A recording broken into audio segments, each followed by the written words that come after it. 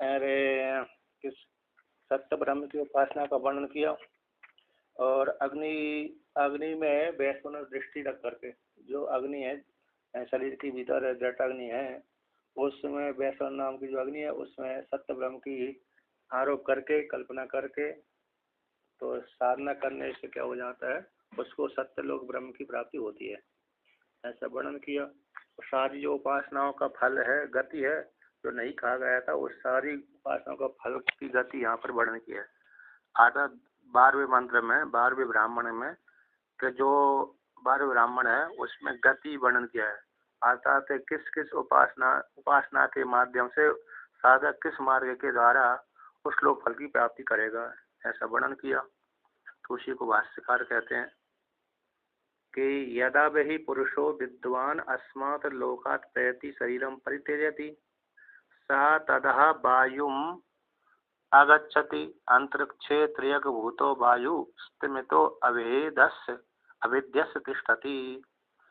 यदा जिस काल में वह जो पुरुष है, विद्वान है, उपासक है, कौन है उपासक, उपासना करने वाला, इस लोक इस शरीर से इस शरीर का त्याग कर देता है, यानी प्रारब्ध भोग उसका समाप्त हो गया। जब प्रारब्ध भोग समाप्त हो गया तो इस शरीर को छोड़ करके परलोक में जाता है। परलोक में जाता है तो कहते हैं सा, अब शरीर त्याग कर दिया, पुरुष उस शरीर से निकल गया, निकलते ही वो धनंजय नाम की जो वायु मात्र क्या करती है, उसको फैलाती है। वो भी उसका सूक्ष्म भाग बना रहता है ना, सूक्ष्म भाग निकल जाता है, स्थूल भाग उसका बना रहता है। तो इस प्रकार से तो पुर्यष्टक निकल जाने के पश्चात ये शरीर तो नष्ट भ्रष्ट हो जाता है। अब है जो साधक था, उपासक था, स उपासक तथा उस काल में कहाँ जाता है कि वायु भाव को प्राप्त हो जाते हैं। गच्छति वायु को चला जाता है। तो कहते हैं अंतरिक्षे, जो अंतरिक्ष में बहने वाली वायु, त्रियक भूत यानी वक्र गति, त्रियक होता है वक्र गति से चलने वाली वायु, जो वक्र गति से चलने वाली वायु स्थिमित रूप से जो रहती है। स्थिमित का अर्थ 3 नंबर टिप्पणी दिया है, निवृत्तया रूप से स्थित है, बंधी हुई रूप से, जैसे रस्सी सांकल बंधी रहती है ना, सांकल से कोई व्यक्ति बंधा हुआ है, उसी प्रकार से अंतरिक्ष में जो वायु है स्थिर है, यानी स्थिमितो निश्चल आद्रयो। ये मेदिनी कोश में इसका अर्थ किया है कि स्थिमित का अर्थ है निश्चल और आद्रयो। जो अंतरिक्ष में वायु कैसी है, स्थिमित भी है यानी निश्चल भी है और आद्र वाली है, आद्र यानी गीली, अर्थ हिम प्रदान है। इसलिए आकाश में जब ऊपर ज्यादा उड़ते हैं तो यार ठंडक भी बनी रहती है ना, ठंडक रहती है कि नहीं रहती, रहती है। तो यहाँ पर तो आद्र है, बोल आद्र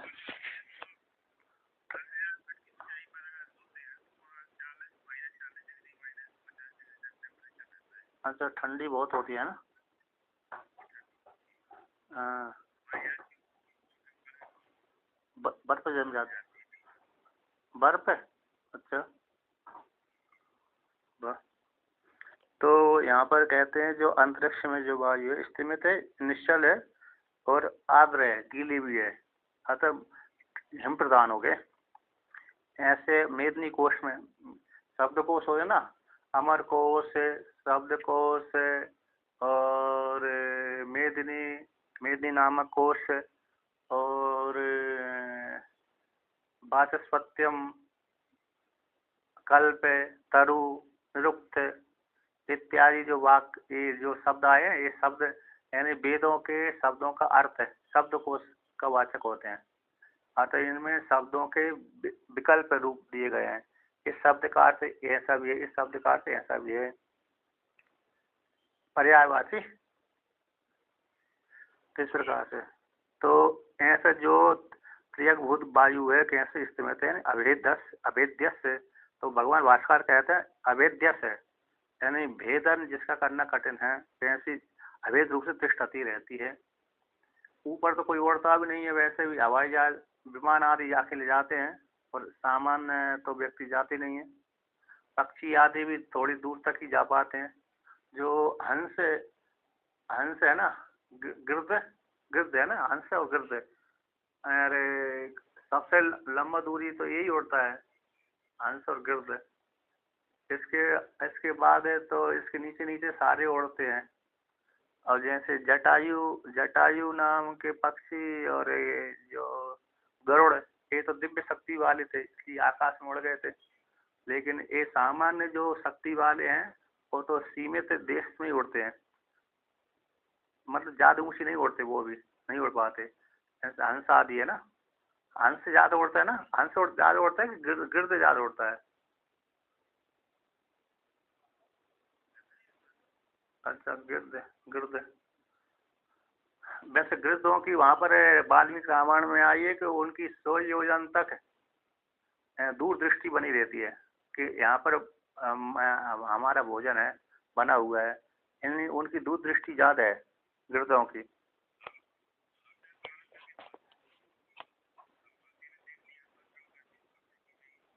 हाँ हाँ, तो 100 योजन हो गए ना, तो 100 योजन दूरी तक गिरद देखने की सामर्थ्य रखते हैं। अब 100 योजन दूर देखने की सामर्थ्य रखते हैं, तो इससे सिद्ध होता है कि 100 योजन ऊपर आकाश में उड़ते भी हैं। 100 योजन ऊपर आकाश में उड़ भी सकते हैं, और 100 योजन से ज्यादा उड़ सकते हैं, ये सिद्ध होगा। क्योंकि दूर दृष्टि जब इतनी है 100 योजन की, तो उड़ने की सामर्थ्य भी उतनी होनी चाहिए, उससे थोड़ी और ज्यादा। और समतल में ऐसा तो व्यक्ति देख नहीं सकता, समतल में रह करके आकाश में उड़ करके ही देख सकता है।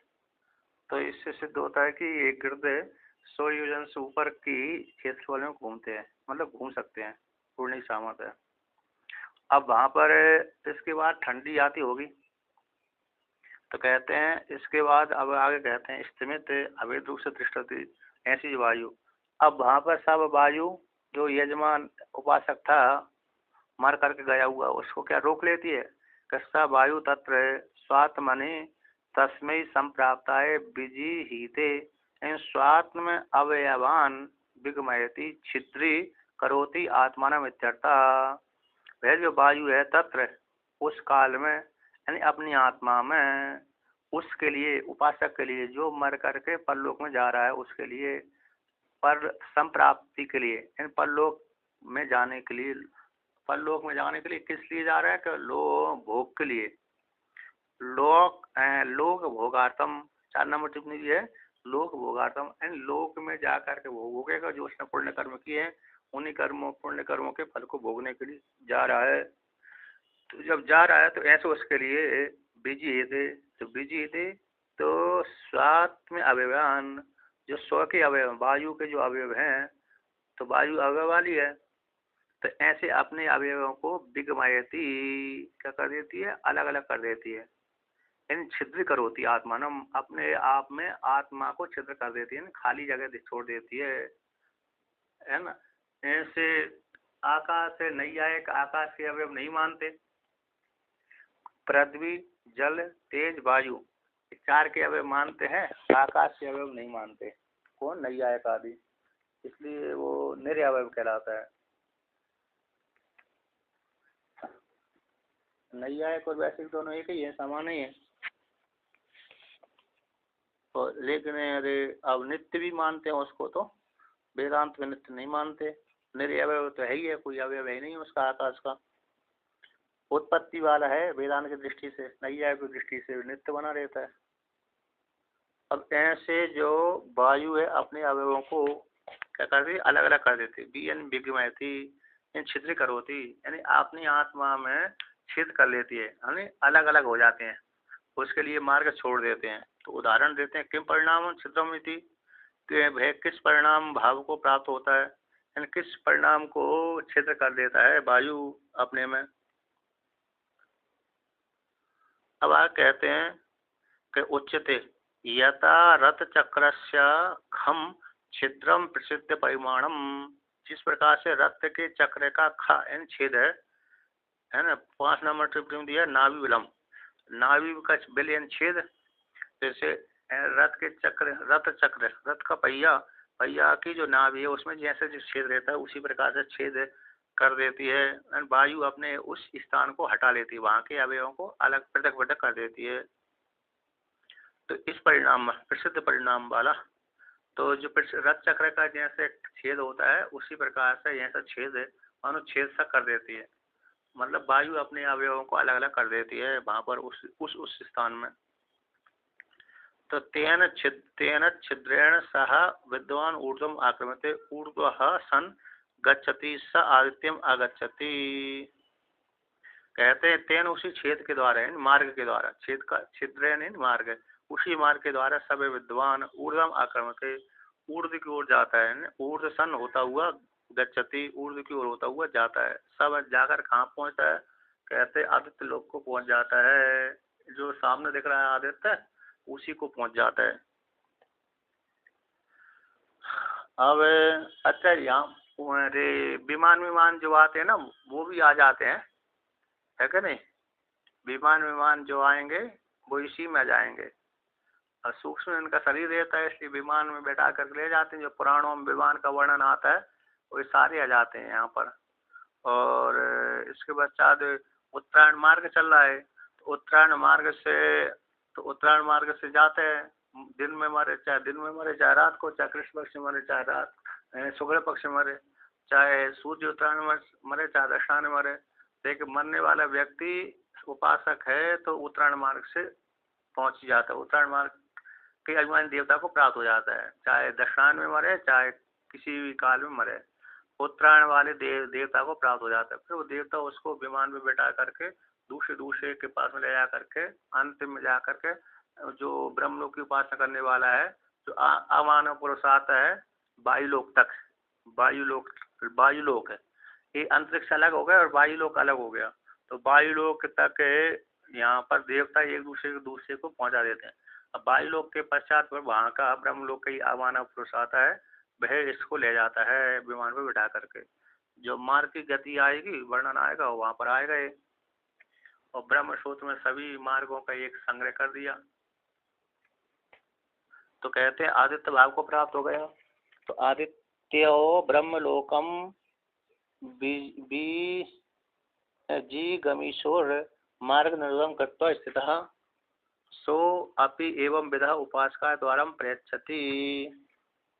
कि आदित्य भगवान ब्रह्मलोक को जाने की इच्छा करने वाले साधकों के लिए, जी गमीश्वर का जाने की इच्छा वाले संप्रत है, ऐसे ब्रह्मलोक रूप जो मार्ग है उस मार्ग को निरोध करके स्थित है कौन? आदित्य भगवान। तो शुभ है आदित्य देवता भी आदित्य मंडल, आदित्य देवता भी एवं विद उपासकाएं, ऐसे उपासक के लिए द्वारम प्रयच्छति, तो द्वार को दे देता है, यानी उसके लिए अवकाश दे देता है। ठीक है भाई, आप इस मार्ग से चले जाइए। जैसे कभी कभी कैसा होता था, जो राजा लोग एक दूसरे के ऊपर आक्रमण करते थे, तो आक्रमण जब करते थे तो अरे एक दूसरे के राज से होकर के जाना पड़ती थी उनको। तो दूसरे सामने वाला राजा ने अपने राज्य से होकर के जाने के लिए आज्ञा नहीं दी, तो उसको मुश्किल पड़ जाती थी उस दूसरे राजा को, तो उसको घूम करके दूसरे तीसरे मार्ग से जाना पड़ती थी, दुगना तिगना समय बिताना लगता था। तो उसी प्रकार से यहाँ पर भी कैसे है कि ऐसे जो मार्ग रुका हुआ है आदित्य भगवान उसको मार्ग दे देते हैं, इस मार्ग से तुम चले जाइए। तो तस्मै सा तत्र बीजिए, तो उसके लिए उपासक के लिए सब आदित्य देवता तत्र अपनी स्वात्मा के अवयवों को अलग अलग करके बीजिए ना, अपनी आत्मा के अवयवों को अलग अलग करके उनको मार्ग दे देते हैं। तो कैसा छेद कर देते हैं, मार्ग दे देते हैं कि यथा लंब्रस्य खम बाधित्र विशेषस्य छिद्र परिमाणम तेन सा ऊर्ध्वः आक्रमते स चंद्रमसम आगच्छति। जिस प्रकार से लंबरस्य का यहाँ पर तो डमरू प्रभेद कर दिया 2 नंबर टिप्पणी में। तो ऐसे बाधित्र विशेष है, बाजा विशेष, तो बजाने वाला ढोलक आदि है। तो ढोलक है, बाद डमरू हो गया, तो डमरू, जैसे डमरू का छेद होता है, बड़ा डमरू, छोटा डमरू, कोई सा भी डमरू ले लीजिए, तो ऐसा जो बाध्यता विशेष है उसके छिद्र के परिमाण वाला, उसके जैसा उसमें छेद बना रहता है, ऐसा ही छेद आदित्य भगवान अपने में अपने अवयवों को अलग अलग कर देते हैं, उसी मार्ग दे देते हैं जो रोक करके बैठे हुए थे। जैसे हनुमान जी भीम के मार्ग को रोक करके बैठे हुए थे, है ना। तो दृष्टांत दाष्टान में घट जाता है। भीम जब गए थे तो मार्ग में बैठ कर रोक करके बैठ गए थे। तो जैसे हनुमान जी ने भीम के मार्ग को रोका था, उसी प्रकार से आदित्य भगवान ने भी अरे अन्य उपासकों के मार्ग को रोक कर बैठे हुए। किंतु जैसे भीम को मार्ग दे दिया था हनुमान जी ने, उसी प्रकार से आदित्य भगवान भी अन्य अन्य उपासकों को मार्ग दे देते हैं।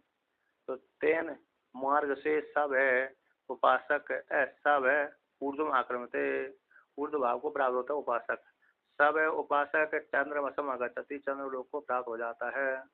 सोपी तस्मै तत्र बीजेते, वह चंद्रमा भी उस उपासक के लिए मार्ग दे देता है, अपने अवयवों को अलग अलग कर देता है, अलग अलग करके वहां से मार्ग दे देता है।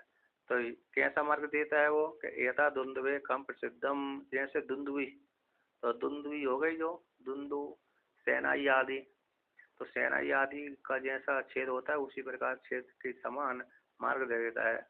तो तेन सा ऊर्ध्वम आक्रमते सा लोकम प्रजापति लोकम आगच्छति, तो उस मार्ग से वह ऊर्ध्व की ओर जाता हुआ ऊर्ध्व की ओर आक्रमण करता है, जाता है। वो ऊर्ध्व की ओर जा करके वह साधक उपासक प्रजापति लोक को प्राप्त हो जाता है, यानी ब्रह्म लोक को। किम विशिष्टम, वह प्रजापति का लोक किस विशेषणों से विशिष्ट है, अशोकम मानसेन दुखेन विवर्जितम इति एतत्, अशोकम का अर्थ कभी मानस दुख से रहित है, विवर्जितम रहित है।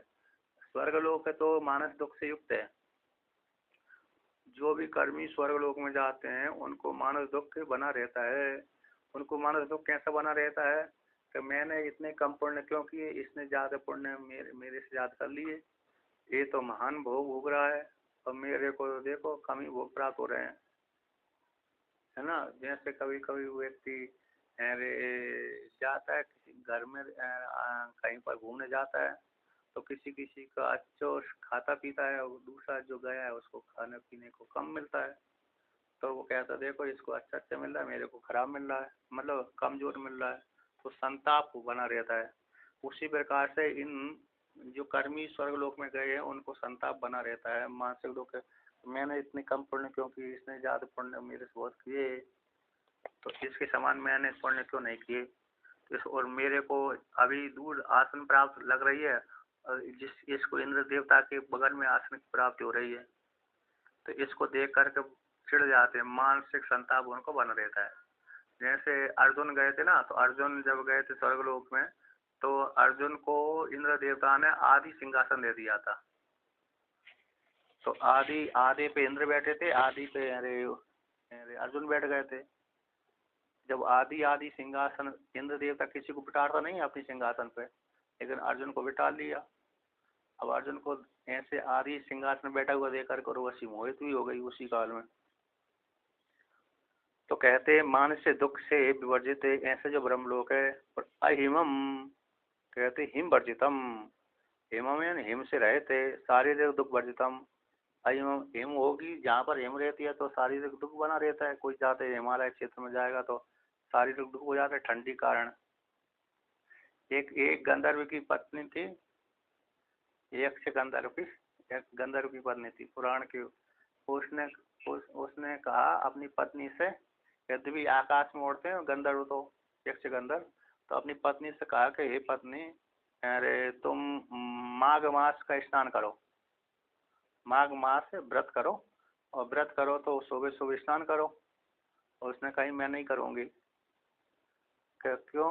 उसने कहा कि ठंडी में क्यों नहीं करे, कि ठंडी बहुत लगती है, हिमालय क्षेत्र में रहते हो और ठंडी के समय में तो अरे माघ के महीने में स्नान करना बड़ा बड़ा कठिन होता है। ऐसे एक बार मैं बद्रीनाथ में रहा, तो 3 साढ़े 3 महीना रहा, तो 4 महीना के आसपास रहा। अब रहा तो वहाँ पर अरे गुफा में रहता था, लेकिन जिस स्वामी जी के पास में रहता था वो गर्म पानी करते थे, तो बढ़िया में नहा लेता था। यदि गर्म पानी नहीं होता था तो फिर तो देर में नहाते थे, जब सूर्योदय हो जाते थे, क्योंकि बिना सूर्य के हैं। हाँ आम लोग मन हाँ आम लोगों के लिए अरे बंद हो जाता है, और विशिष्ट लोग तो रहते हैं वहाँ पर, 12 महीने रहते हैं वहाँ पर, तो बद्रीनाथ में, केदारनाथ में मंदिर बंद रहता है। मंदिर बंद रहता है। मंदिर का दरवाजा बंद हो जाता है 6 महीने के लिए, लेकिन वो तीर्थ क्षेत्र में लोग वाग बने रहते हैं। जैसे मिलिट्री बनी रहती है, मिलिट्री रहती है वहाँ पर, सैनिक, और साधु महात्मा रहते हैं। और जिनके बड़े बड़े आश्रम है वो भी अपने अपने नौकरों को किसी को छोड़ करके जाते हैं, तो वो भी बने लेकिन विशेष करके साधु रहते हैं। और साधु भी कितने रहते हैं, दो चार रखे रहते हैं, वो मिलिट्री वाले रहते हैं। और अरे 6 महीने का वो सामग्री जुटा कर रख लेते हैं।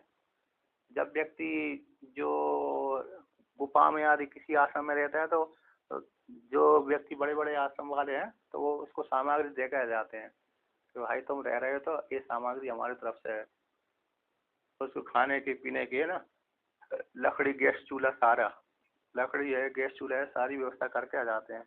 करते भी हैं, जो दूसरे से नहीं मांगता है, मतलब आश्रम वाले नहीं देते तो ऐसे लोगों से मांग लेता है जिससे जो परिचित होंगे, तो उनसे मांग कर रहता है।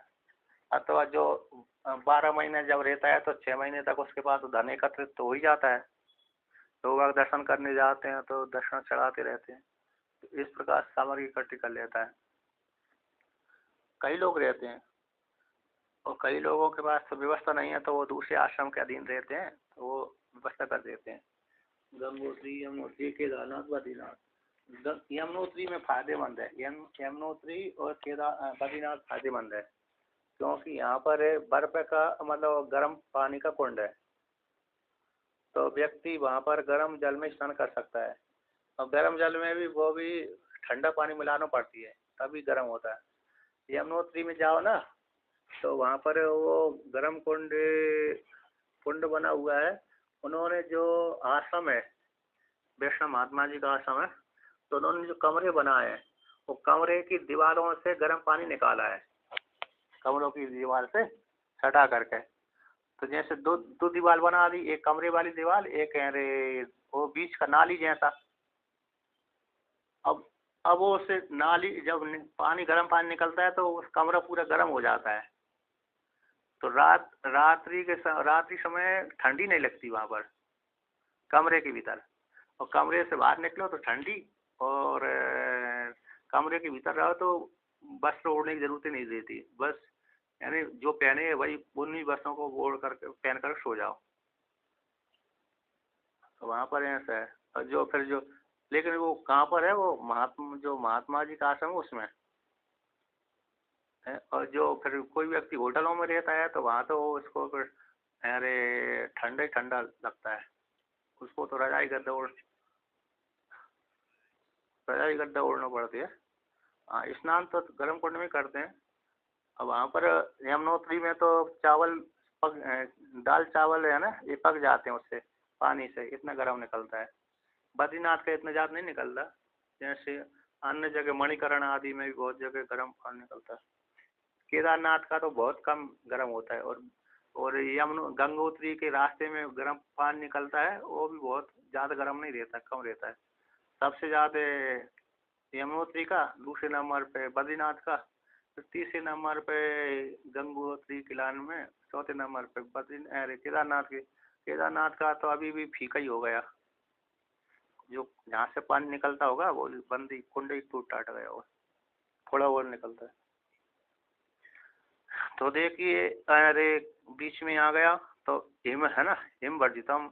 अच्छा उसको लेकर के मैंने गंधर्वी को बोला ना, यक्ष गंधर्व, तो उसने निषेध कर दिया कि ठंडी के समय में स्नान नहीं करूंगी।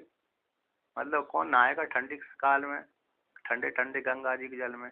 गंगोत्री गंगा जी किनारे पे थे, तो उसने जब नहीं सुनी बात तो शराब ही दे दिया उसने पति ने। तो पति के श्राप से फिर दुखी हो गई फिर वो। तो कहते सारी दुख से हो रहे थे। ऐसे लोग को तम प्राप्त, ऐसे लोग को प्राप्त करके तस्मिन वसती शाश्वती नित्या समा संवत्सरा नित्यासा। तो उस लोक में जाकर के शाश्वती नित्य सम संवत्सरान, यानी उसका अर्थ हो गया ब्रह्मणो बहुकल्पान बसती थी तत्, ब्रह्मा जी के बहुत कल्पों तक, यानी ब्रह्मा जी के बहुत दिनों तक, कल्प यानी दिन, एक कल्प का, एक दिन को एक कल्प बोलते हैं ब्रह्मा जी का। ब्रह्मा जी का जो एक दिन होता है उसी को कल्प संज्ञा दी गई है। तो ब्रह्मा जी के बहुत दिनों तक वहां पर रहता है। बहुकल्पान इति अवांतर, बहुकल्पान इति अवांतर कल्पोक्ति, अवांतर तो बहुत, अवांतर कल्पोक्ति मतलब ब्रह्मा जी के दिन बहुत से दिनों तक रहता है। अब ज्ञान ज्ञान हो गया तो फिर तो वो वहीं तक बना ही रहेगा जब तक ब्रह्मा जी का शरीर नहीं छूटा। ज्ञान नहीं हुआ तो फिर वो तो लौट करके आ जाएगा बहुत काल के बाद।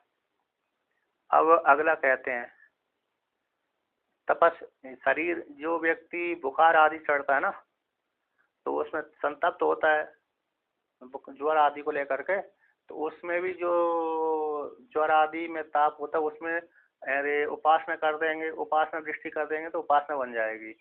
तो उपासना बन जाएगी तो उससे भी फल की प्राप्ति होगी। उसको लेकर के यहाँ पर वर्णन करते तपस्या को लेकर के, ताप को लेकर, संताप संताप तब संताप धातु ताप तब बनता है। संताप अर्थ में कष्ट सहन करना आदि व्याधि को लेकर, व्याधि को लेकर के, तो ज्वर आदि को लेकर के होता है।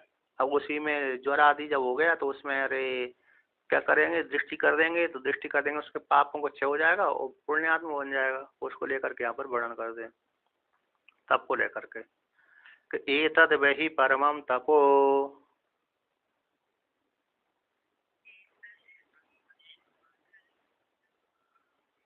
यद व्याहितस्य तप्यते,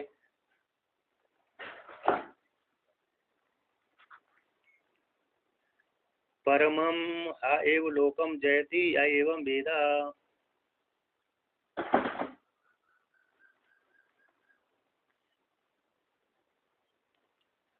एतद् वै परमं तपो यं प्रेतम् अरण्यं हरन्ति।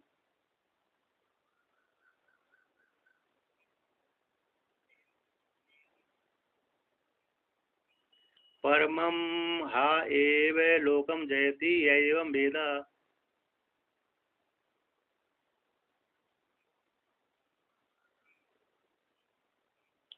एतद् वै परमं तपो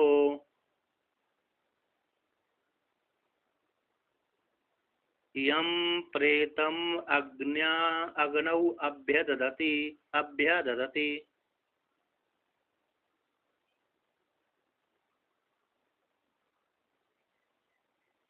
परमं ह एव लोकम जयति य एवं वेद।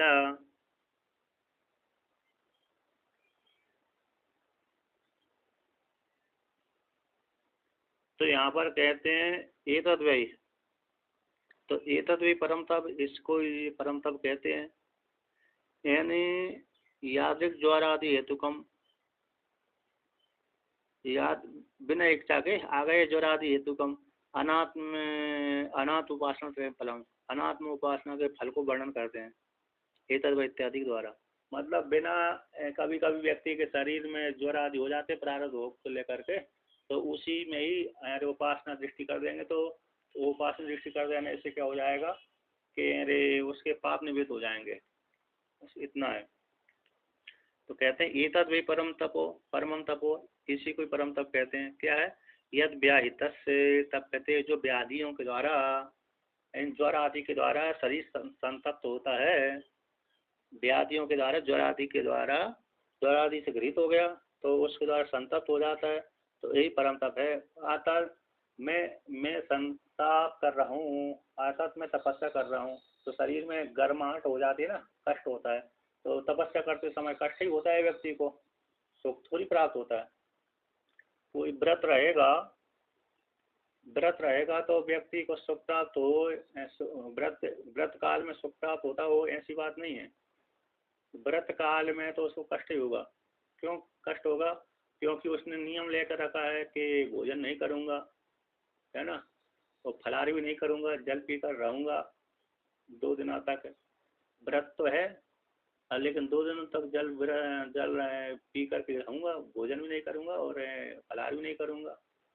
तो फिर उसको कष्ट तो हुआ, लेकिन कष्ट का निवृत्ति सुख में कैसे परिवर्तन हो जाती है? जब उसका व्रत पूरा हो जाता है और उसको आशीर्वाद प्राप्त हो जाती है, तो वही जो कष्ट था सुख में परिवर्तन हो जाता है। उसके बाद कष्ट को सहन करके सुख की प्राप्ति हो जाती है, पाप निवृत्ति हो जाती है, फिर बाद में उसको सुख प्राप्त होता है। लेकिन जिस काल में व्रत करता है उस काल में तो उसको कष्ट ही प्राप्त होता है। लेकिन आगे के फल को देख करके, आगे जो भविष्य में फल निकलेगा उस फल को देख करके पीछे कष्ट को सहन कर जाता है, गिनता नहीं है ना, ये मेरे को कष्ट प्राप्त हुआ इस प्रकार से गिनता नहीं है, बल्कि आगे के फल को देख करके प्रसन्न हो जाता है इस प्रकार से। तो कहते जो व्याधि है, व्याधि से जो तप्त होता है तो यही परम तप है। परमम एव लोकम जयति एवं वेदा, जो इस प्रकार से जानता है तो जानने वाला साधक परम लोक फल की प्राप्ति हो जाती है, उत्कृष्ट लोक फल की प्राप्ति हो जाती है। और जो ज्वर आदि है, ज्वर आदि में दृष्टि का दी मैं तपस्या कर रहा हूँ, जो कष्ट सहन कर रहा हूँ, क्योंकि तपस्या करता है कष्ट सहन करता है, तो ज्वर आ रहा है, मेरा शरीर संतप्त हो रहा है, तपस्या के द्वारा ये शरीर गर्म हो रहा है इस प्रकार से। अब दूसरा एक और बात है, भगवान भाष्यकार का एक श्लोक है। कौन सा श्लोक है? तो शिव मानस पूजा में एक श्लोक आता है, आत्मा तुम गिरजामति से तेरा प्राणा शरीरम गृहम पूजा ते विश्व भोग रचना निद्रा समाधि स्थिति संचार है पदयो प्रदर्शन विधि स्तोत्राणि सर्वाग्रो यदि यद कर्म करोमि तत्तद अखिलम सम्भुत आराधनम। जो मैं कुछ भी कर रहा हूँ, है ना, खा रहा हूँ, पी रहा हूँ, कष्ट सहन कर रहा हूँ, तो प्रसन्न हो रहा हूँ, जो भी है, आनंद ले रहा हूँ, कष्ट सहन कर रहा हूँ, जो भी है, वो सब आपकी आराधना है। तो वहाँ पर आराधना की आरोप कर दिया, दृष्टि हो गई ना। उसी प्रकार से ज्वर में दृष्टि कर दी। एक काशी का एक महात्मा जी थे, तो काशी के महात्मा जी थे तो ज्वर से पीड़ित हो गए, नाम ही थे, नाम थे तो ज्वर से पीड़ित थे, और उनके पास में विद्यार्थी भी रहते थे। अब उस महात्मा जी के दर्शन करने के लिए राजा आया। राजा को मालूम नहीं था कि अरे बाबा जी अरे बीमार है, ज्वर से पीड़ित है। अब ज्वर जब आता है तो व्यक्ति की कपकपी बहुत आती है, ठंड दे करके ज्वर आता ना, कपकपी लगती है, ठंडी लगती है, अब शरीर कांप जाता है। तो उन्होंने सुना राजा आ रहा है, मेरे को दर्शन करने के लिए आ रहा है, तो महात्मा जी ने क्या किया, अपने ज्वर को अलग निकाल दिया शरीर से, तो निकाल कर कहाँ रख दिया, ज्वर को, है ना, तो ये कि कम्बल रखा, कम्बल के भीतर प्रवेश करा दिया।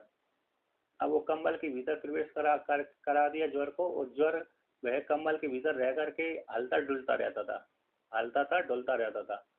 यानी जैसे भूत है ना, भूत है, दिखता नहीं है लेकिन भूत है, दिखने ना दिखते हुआ भी वो वहाँ पर आकृति, मतलब ऐसी कोई वस्तु हलती डुलती रहती है।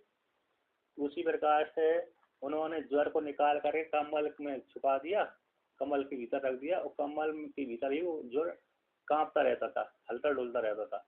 राजा दर्शन करने आया, दर्शन किया, प्रणाम आदि किया, सत्संग किया। इसके पश्चात राजा की दृष्टि ज्वर उधर कम्बल के ऊपर गई। कहा कि कम्बल में कौन सो रहा है जो हल रहा डुल रहा है, कब कभी सी ऐसी आ रही है तुम्हारा इसमें? उसने साधु ने कहा, बाबा जी ने कहा कि ज्वर है इसमें।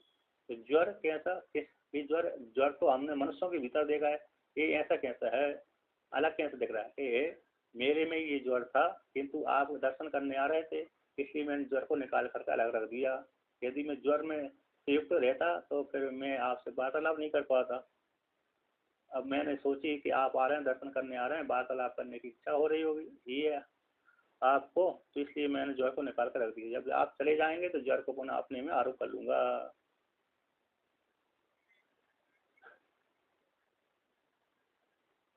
चलिए को अच्छा अच्छा, तो जी ज्वर, अच्छा जो ज्वर वाली है ना, जो भी है, तो मैंने भी परंपरा इसी सूत्रम विवरणम तेन तद व्यक्तक्षरे, परंपरा से सुनी है कि नहीं? तो आपको सुना दी। तो मतलब क्या हो गया, तो उसमें ज्वर में क्या हो गया, अरे आरोप कर लिया था, है ना। भगवान भास्कर का श्लोक भी वर्ण दृष्टांत के रूप में है, यदि कर्म करो तो तत्त तत्त अखिलम तमो तवारणम, ये भी है। तो जो जो भी क्रिया चेष्टा हो रही है वो आपकी आराधना हो रही है, तो यहाँ पर ज्वर में भी आराधना हो गई है। तो इस प्रकार से जानने वाला व्यक्ति परम लोक को जीत लेता है। एतद् वै परमं तपो, यही उसका परम तप है, उत्कृष्ट तप है। यम प्रेतम, कहते यम प्रेतम, जो मर गया व्यक्ति, मतलब मरने वाला है, अब अरे वृद्धावस्था को प्राप्त हो गया, तो वृद्धावस्था को प्राप्त हो गया, जवानी में ज्वर आया वो तो कोई बात नहीं, सहन कर जाता है, बुढ़ापे का ज्वर सहन नहीं होता है। अब व्यक्ति ने देख भी लिया, किसने देख लिया, साधक ने देख लिया, उपासक ने देख लिया कि मेरी मरण काल आ गया, ज्वर भी आ गया, अब शरीर काम नहीं कर रहा, मृत्यु सूचक सारे संकेत मिल गए। कौन से मिल गए, मृत्यु सूचक सारे संकेत मिल गए। तो ऐसे व्यक्ति जब इस प्रकार से चिंता करता है, चिंतन करता है, अब उसके शरीर में ज्वर आ गया, तो ज्वर में रहता हुआ भी कहता है, भावना करता है कि यम प्रेतम अरण्यम हरंती, कि मरण जैसे प्रेत को जलाने के लिए, प्रेतम प्रेत कार्य करने के लिए अरण्यम हरंती, उसके भाई बंधु कैसे अरण्य को ले जाते हैं, जंगल को ले जाते हैं, है ना।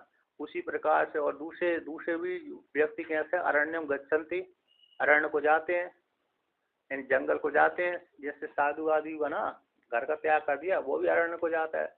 और प्रेत वाले व्यक्ति को भी प्रेत कार्य करने के लिए जंगल में ले जाते हैं, तो घरों में तो जलाते नहीं है, उसके लिए घर के बाहर ही ले जलाते हैं। तो जहाँ पर शमशान घाट होगा वहाँ पर जलाते हैं, तो अरण्य आदि जहाँ पर जैसी व्यवस्था होगी वहीं पर जलाते हैं, तो अरण्य को ले जाते हैं। तो इस प्रकार की कल्पना करता है। तो परमम हमें लोकम जयति, यह जिस प्रकार जानता कि मेरे शरीर को प्रेत कार्य करने के लिए भाई बंधु मेरे कैसे अरण्य को लेकर जा रहे हैं, दृष्टि कर रहा है, ऐसी उपासना करता रहता है। जब यदि बुखार आया, तो ज्वर आदि आया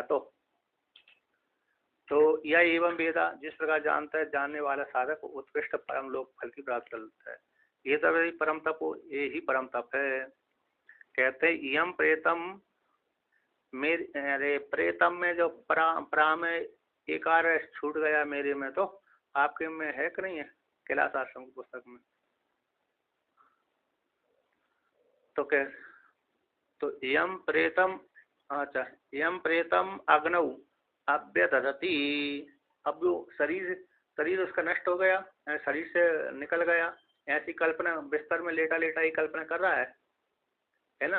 वो मर गया तब भी ऐसा ही है, और मरा नहीं है तब भी ये कल्पना कर रहा है। दोनों प्रकार से, मर गया तब भी उसी प्रकार क्रिया होती है, उसके भाई बंधु उसी प्रकार से क्रिया करते हैं, और मरा नहीं है तो स्वयं ही उस प्रकार की कल्पना करता है साधक है, उपासक है, कि अब मेरे शरीर को ले जा करके प्रेत कार्य करने के लिए अरण्य में तो ले गए, अरण्य में ले जाने के पश्चात उसको जो चिता अग्नि है, मतलब लकड़ी इकट्ठी करी, लकड़ी इकट्ठी करके उसमें आग लगाई, आग लगाने से पहले उसमें प्रवेश रख दिया, तो रख दिया तो भाई अग्नऊ अभ्यदधति, अब अभी आ जाती, तो चारों ओर से अरे लकड़ियों में आग लगा दी, तो आग लगाने के पश्चात उसका शरीर का अंतिम संस्कार कर दिया,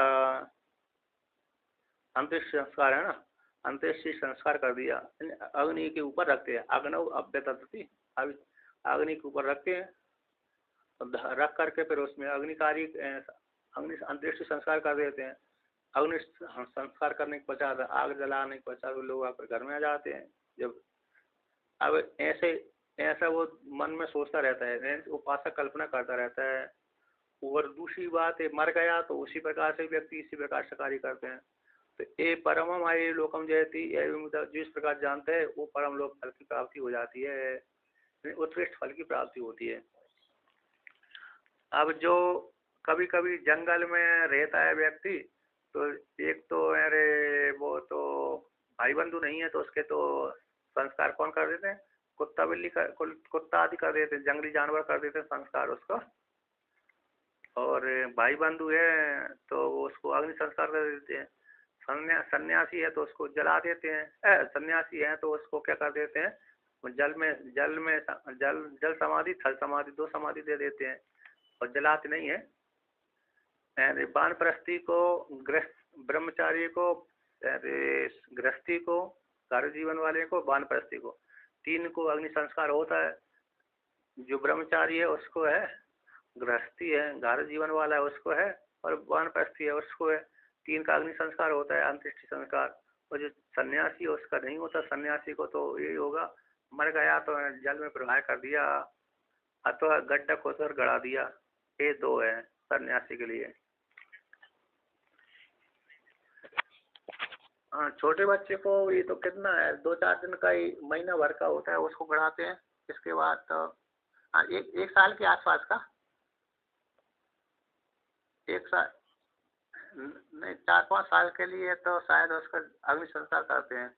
1 आध साल का जो बच्चा होता है उसको अरे क्या करते हैं, उसको गड़ाते हैं।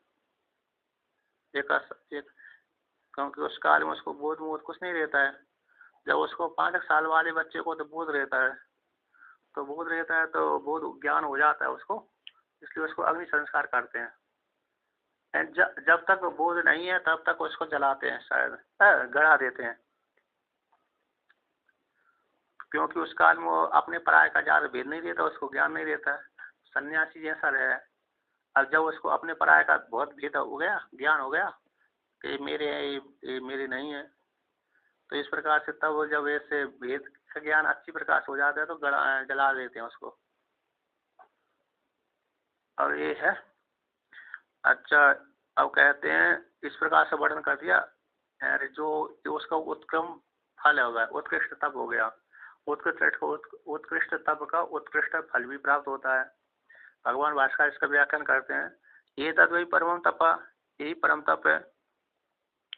तो क्यों तत् है कि यद व्याहितो एन व्याधितो जुरादि परिगृहीता सन यद तप्यते तद एतत् परमं तपः इति एवं चिंतित, कि व्याधि से, जुरादि से गृहीत हो गया, तो गृहीत होता हुआ जो तप्यते संतप्त होता है, दुखम अनुभवती, दुख अनुभव करता है, वही एतत् परम तप है। इस प्रकार से चिंतन करना चाहिए।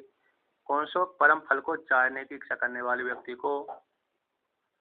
अब जो किसी व्यक्ति का ज्वर आ गया ना, तो ज्वर को हटाने के लिए, ये तो बुढ़ा हो गया, कौन सा हो गया, बुढ़ा है, वृद्ध है, और जवान भी का तो जो उपासक इस प्रकार चिंतन कर लेता है।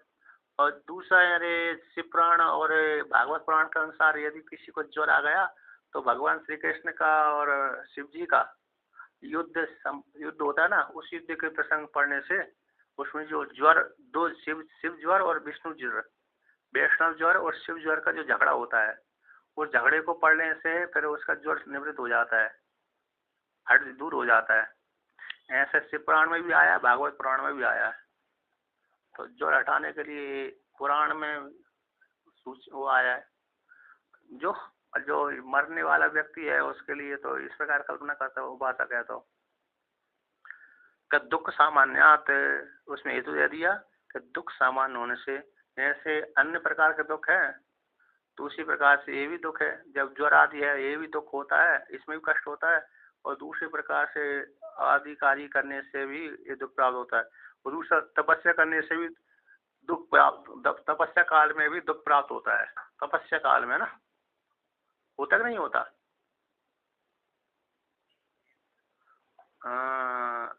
कब होता है, जैसे ठंडी के समय में अरे स्नान करना है तब बहुत कष्ट होता है, मुश्किल से स्नान किया जाता है। वो सुबह सुबह स्नान करना है तो हालत खराब हो जाती है, यदि ठंडा पानी है तो, गर्म पानी नहीं है तो सूर्य भगवान नहीं निकले तब भी समस्या, सूर्य भगवान से पहले ही स्नान करना पड़ती है, तो इसी ठंडी के समय तो कष्ट ही होता है।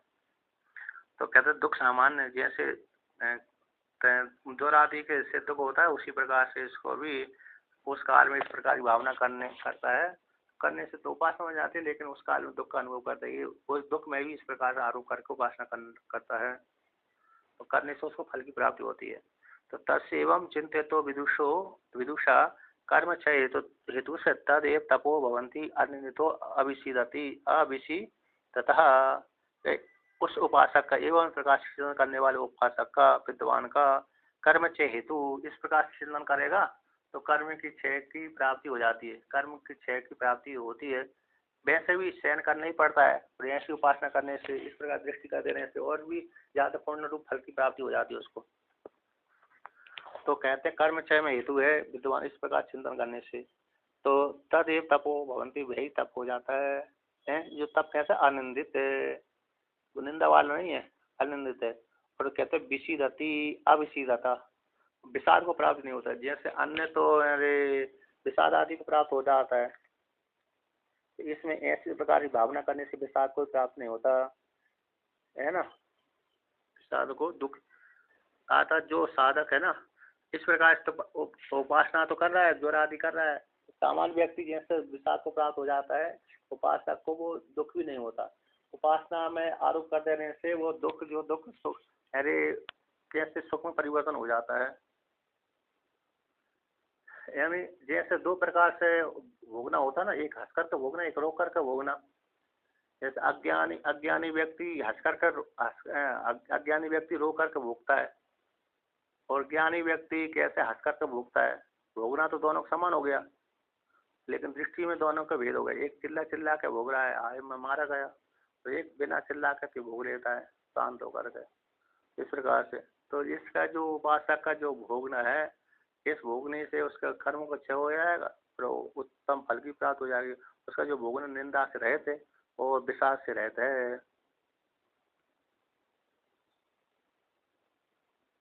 कर्म क्षय हेतु मतलब कर्म शब्द से पाप मुच्यते, कहते पाप, पाप रूप जो फल पाप है, पाप की निवृत्ति हो जाती है।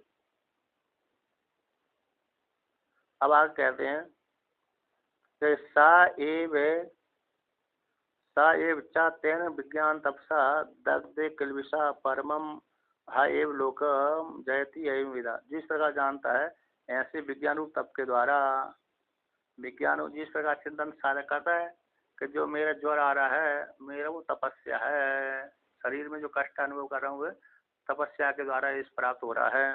ये दुख है, ये दुख मेरे को प्राप्त हो रहा था, ज्वर आ रहा था, ये तपस्या के द्वारा इस प्रकार से संतप्त हो रहा हूँ। तो तपस्या के द्वारा कष्ट प्राप्त हो रहा है। तो इस प्रकार से ऐसा चिंतन करते मैं तपस्या कर रहा हूँ, तपस्या में थोड़ी बहुत कष्ट से नहीं करना पड़ती है। मेरी तप चल रहा है, तो मेरी तप चल रही, कहाँ तप चल रहा है, ऐसे चिंतन करते करते करते उसका तपस्या बन गया।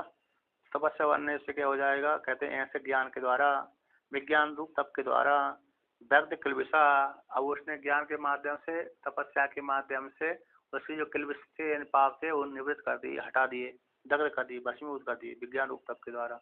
अब विज्ञान रूप तप के द्वारा उसने सारे किल्बिष पाप रूप किल्बिष को हटा दिया, दग्ध कर दिया, तो उसका परम लोक को जीत लेता है। परम लोकम जयति, परम उत्कृष्ट लोक फल की प्राप्ति हो जाती है। तथा उसी प्रकार से मुसुर आदौ एव कल्पति किमेतद, उसी प्रकार से मुसुर आदि में जो मरने की इच्छा करने वाला है ना व्यक्ति, आता इसका अंतिम समय आ गया है, वो शुरू में इस प्रकार से कल्पना करे।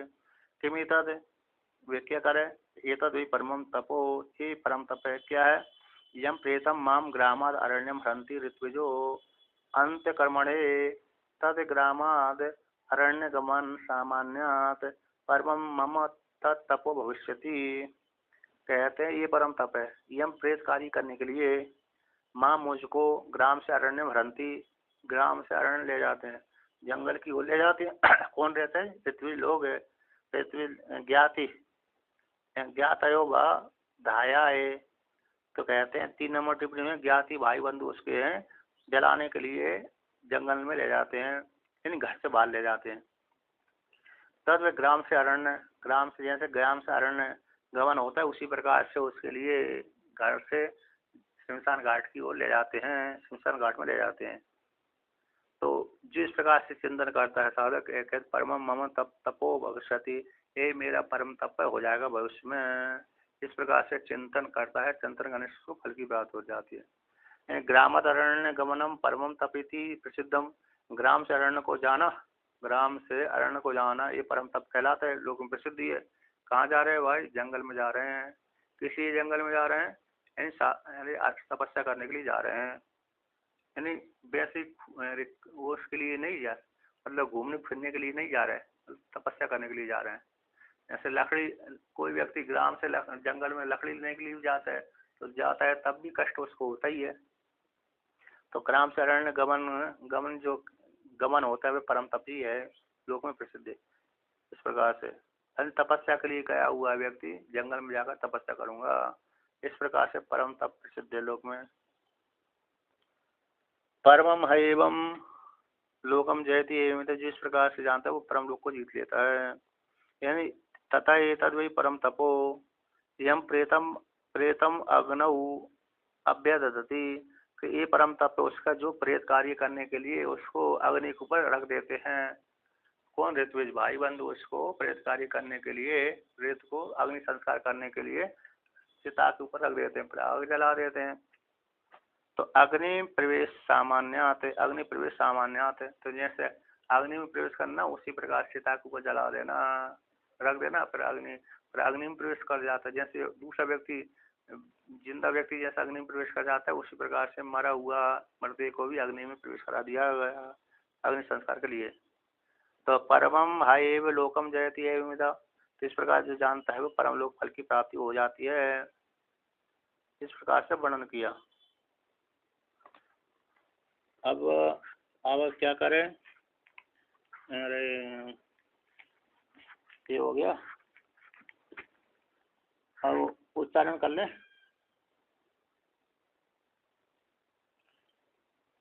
इसका उच्चारण करना, फिर पाठ व्याख्यान किया करें, कल छुट्टी कर रखते हैं, है ना, गुरु पूर्णम की। तो कहते हैं अन्नम ब्रह्म, हाँ हाँ 2 दिन की छुट्टी रहेगी उसका। अन्नम ब्रह्म इति एक आहु से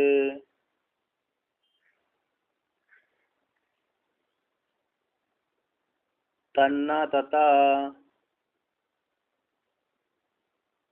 पूयति वा अन्नम ऋते प्राणात,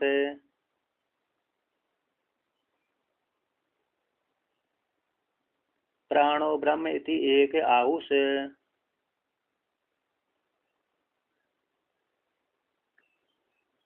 तन्ना तथा शुष्यति वै प्राण ऋते अन्नाद,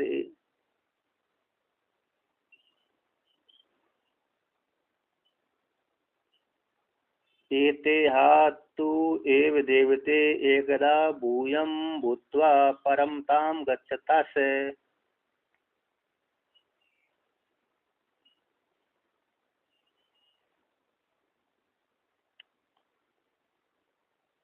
तदहा स्म आहा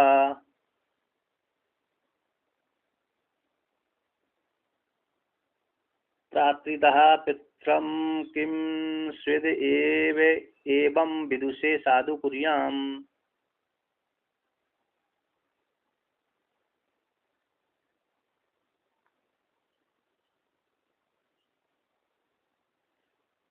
किम एव अस्मै असाधु कुर्यामिति,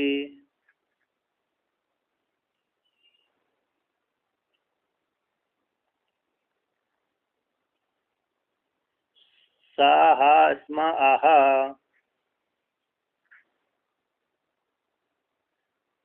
पाणिना महाप्रातिदा कस तु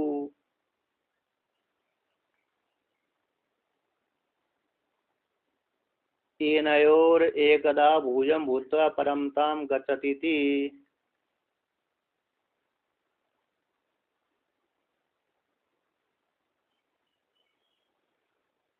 तस्मै उ हा एतदुवाच।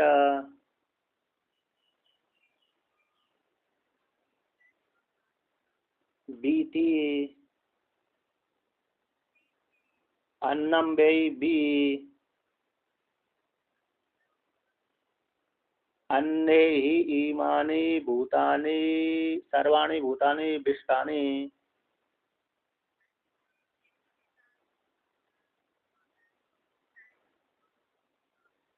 रमिति, प्राणो वै रम प्राणे हि इमानि सर्वाणि भूतानि रमन्ते।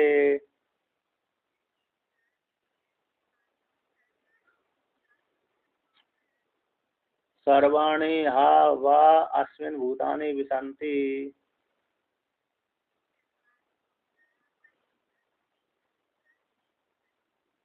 सर्वाणि भूतानि रमन्ते एव वेद।